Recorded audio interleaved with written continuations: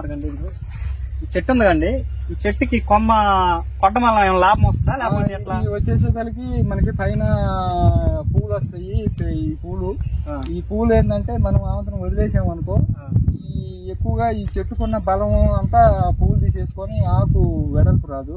కాబట్టి ఏంటంటే మనకు ఆ పూలు వచ్చిన తర్వాత దాన్ని మనం కట్ చేసేసుకుంటే దాన్ని కట్ చేసుకున్న వల్ల చెట్టులోంచి తీసుకునే పోషకాలన్నీ ఈ ఆకులు తీసేసుకొని ఈ పై ఆకులు కూడా కొంచెం బాగా పెద్ద ఆకులు వచ్చేస్తాయి.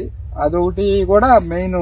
ఇది మనం ఏముందని లైట్ తీసుకొని వదిలేసామనుకో పైన వచ్చే 4-10 ఆకులు చిన్న ఆకులు వస్తాయి. అలా తీసినందువల్ల పెద్ద ఆకులు వచ్చి మనకు దిగుబడి పెరగడానికి ఆస్కారం ఎక్కువగా ఉంటుంది. ఓకే, ఈ చిన్న చిన్న ఆకులు ఉంటాయి కదండి, లాస్ట్ వరకు కొట్టిన తర్వాత ఈ ఆకులు కూడా కొంటారండి జీపేలో? ఒకప్పుడు అయితే 5 years బ్యాక్ అయితే అవి పెద్దగా ఎవరు తీసి వదిలేసేవాళ్ళంట.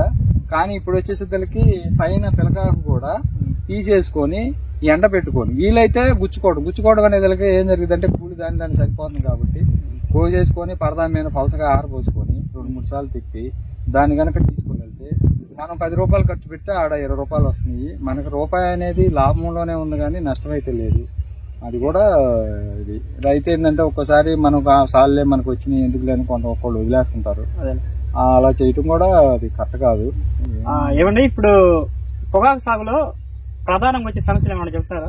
పొగాకులో సమస్యలు వచ్చేసేసరికి నాకు తెలిసి ఏమీ ఉండవు. కాకపోతే ఏంటంటే ఒక పురుగు మొక్క నాటిన తర్వాత కొద్దిగా పచ్చ పురుగు, పొగాకు లద్ది పురుగు, పచ్చ పురుగు అది వచ్చింది. దానికి వచ్చేసరికి ఇప్పుడు ఇమామి బెంజేట్ అంటే ప్రొక్లైన్ అంటారు, అది కొట్టుకున్నా సరిపోయింది. లేదంటే ఇప్పుడు బయో మందు టైగాన్ అనే మందు ఒకటి ఉంది, అది బాగా పనిచేసిద్ది.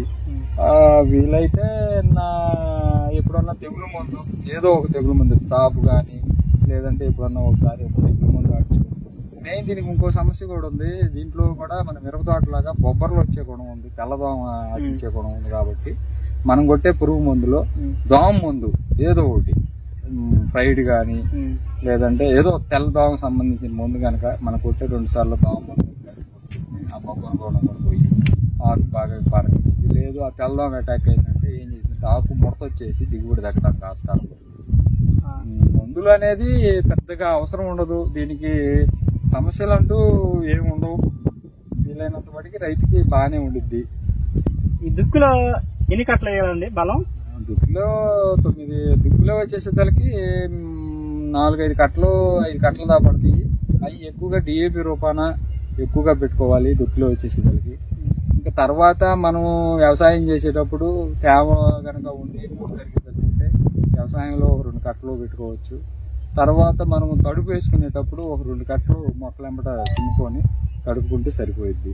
మినిమం ఎకరానికి 9 కట్టలు కనుక 8-9-10 కట్టలు కనుక తీసుకుంటే మంచి చేను అయితే 17-18 గంటలు అనేది ఎగ్జాక్ట్ గా తీయొచ్చు.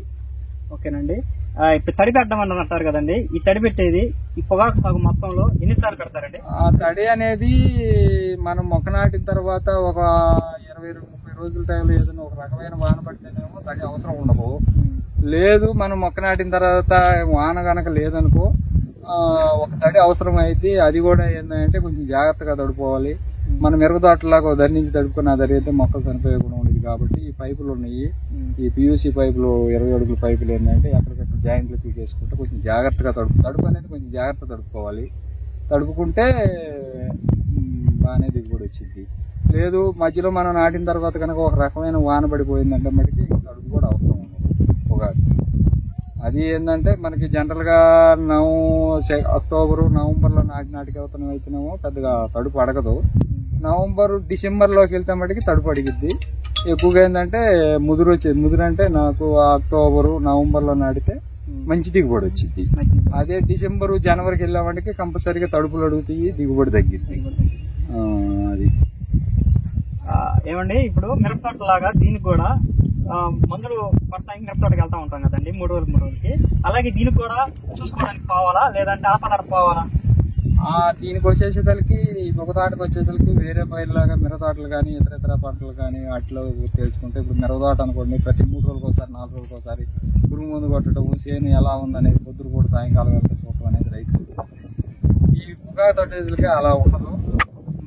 మనము మొక్క నాటుకొని 4 మొక్కలు సమానంగా బతికినాయి అనుకో, ఆటోమేటిక్గా అది బాగానే పైరైద్ది.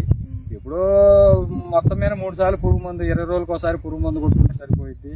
నువ్వు దానిలాగా రోజు వెళ్ళి చేను చుట్టూ తిరగాల్సినంత అవసరం ఉండదు. ఇవాళ పొగాకు అనేది ఏంటంటే చాలా లాభసాక్ష్యంగా, పని తక్కువ మీద లాభసాక్ష్యంగా ఉంది. కాబట్టి ఏ రైతు అయినా కూడా నాకు తెలిసినంతలో నేను చెప్తున్నాను, ఎవరైనా వేసుకోవచ్చు. 10 రూపాయలు తీసుకో, మిగులుతీయి. రైతుకి అనేది 10 రూపాయలు మిగులుతీయే కానీ భయం ఉండదు, నష్టం వచ్చిందని భయం ఉండదు. నేను చెప్పే సలహా అయితే ఇది. ఓకేనండి. ఈ వీడియో ఇంతటితో ముగిస్తూ, ఈ వీడియో యొక్క సమాచారం మీకు నచ్చినట్లయితే ఈ వీడియోని షేర్ చేయండి, లైక్ చేయండి, కామెంట్ చేయడం మాత్రం మర్చిపోవద్దు. అలాగే పొగాకు సంబంధించిన పూర్తి సమాచారం దీనికి ముందు 2 వీడియోల్లో చేయబడింది. ఎవరైనా చూడని వాళ్ళు ఎవరైనా ఉంటే ఆ వీడియోను కింది డిస్క్రిప్షన్లో పైన ఐకార్డ్స్లో లింక్ను షేర్ చేస్తాను, చూడండి. అలాగే సన్ అగ్రికల్చర్ ఛానల్ని సబ్స్క్రైబ్ చేసుకోండి.